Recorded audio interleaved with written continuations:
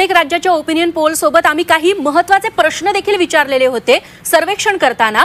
त्यातला तिसरा महत्त्वाचा प्रश्न देखील आपल्याकडे आलेला आहे आणि त्यावरती जनसामान्यांचं मत काय आहे ते झी24 तासनं जाणून घेतलेलं आहे आणि त्याच्यावरती देखील आपण चर्चा करणार आहोत। मात्र पश्चिम बंगालमध्ये जे चित्र बघायला मिळालं त्याबद्दल आपण चर्चा करूया। हा मुद्दा आपण बघतोय, लोकसभेची निवडणूक आज झाल्यास खालीलपैकी कोणत्या मुद्द्यांवर तुमच्या मतदानाचा सर्वाधिक परिणाम जाणवेल? तर पंतप्रधान पदाचे उमेदवार हा सगळ्यात महत्त्वाचा मुद्दा असेल असं 56% लोकांचं मत आहे।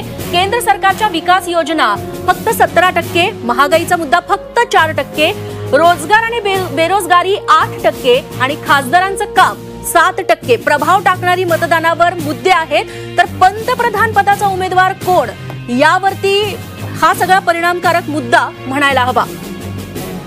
नक्कीच। आणि आपण मगाशी रेश्मा चर्चेदरम्यान जो आला होता महत्त्वाचा मुद्दा तो म्हणजे सशक्त विरोधक असायला हवा मोदींसमोर किंवा एका सत्ताधारी पक्षांसमोर, आणि त्याच अनुषंगाने हा पुढचा प्रश्न आहे। लोकसभेच्या आज जर निवडणुका झाल्या तर कोणता विरोधी नेता मोदींसमोर तगडं आव्हान उभं करू शकेल असा प्रश्न या सर्वेक्षणादरम्यान विचारण्यात आला। यामध्ये राहुल गांधींना 23% लोकांनी सशक्त विरोधक म्हटलेला आहे की जो तगडं आव्हान देऊ शकतो। अरविंद केजरीवालांना 8% मतं मिळाली आहेत। यामध्ये ममता बॅनर्जींना 14%, प्रियंका गांधी 11%, तर इतर जे आहेत इतर नावं जे आलेले ती 44% इतर नावं सांगितलेली आहेत।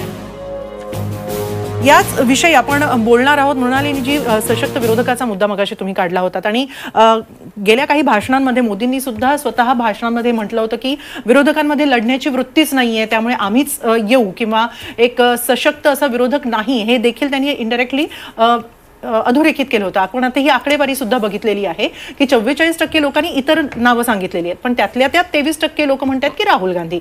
आपलं काय मत यावर? पंतप्रधान नरेंद्र मोदी माइंड गेम करत असतात, त्यामुळे इथे विरोधी पक्ष आहे कुठे किंवा काँग्रेसला विरोधी पक्ष नेतेपदच द्यायचं नाही अशा वेगवेगळ्या व्यूहरचना वेगवेगळ्या वेळेला ते करतात आणि लोकांना त्या आवडतात। आता पहिल्या स्लाइडबद्दल मला बोलायला जास्त आवडेल की 56% लोकांना जर पंतप्रधान कोण हा मुद्दा महत्त्वाचा वाटतोय तर ही निवडणूक कुठेतरी राष्ट्राध्यक्षासाठी कौल घेतो की काय, ज्याला इंग्रजीत प्रेसिडेन्शियल सिस्टीम म्हणतात, तसं कुठेतरी मोदींच्या विरुद्ध आहे तरी कोण अशा दिशेने वळू शकते भारतीय जनता पक्ष, ती येणाऱ्या काही दिवसांमध्ये वळवू शकेल।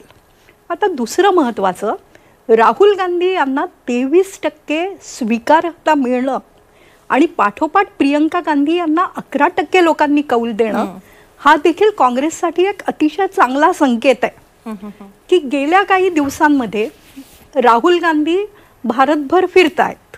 त्यांच्या यात्रेचा पहिला टप्पा योग्य होता, दुसरा टप्पा मात्र जागा वाटपात, पक्ष कार्यालयात सर्वात महत्त्वाच्या नेत्यांनी जेव्हा बसायला हवं तेव्हा ते टाळून फिरतायत। त्या फिरण्याला निवडणुकीच्या राजकारणासाठी कसं जोडता येईल असा प्रश्न काँग्रेस नेत्यांच्या मनात असतानाही त्यांना जर 23% मतं मिळतायत तर मला असं वाटतं काँग्रेसनी आगामी वर्षांसाठी रणनीती करायला हवी। यावेळेला यश मिळेल न मिळण्याचे चान्सेस जास्त आहेत, पण कुठेतरी आपला आवाज बुलंद होऊ शकतोय हे त्यांनी लक्षात घ्यावं लागेल।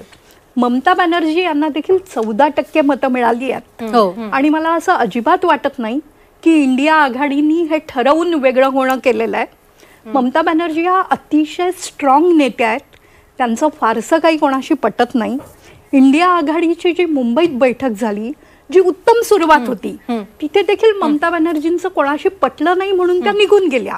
आता त्यांच्यामुळे काँग्रेसचीच जागा अडचणीत येते, तीही विरोधी पक्ष नेत्या समान असलेल्या अधीर रंजन चौधरी। मॅम आणि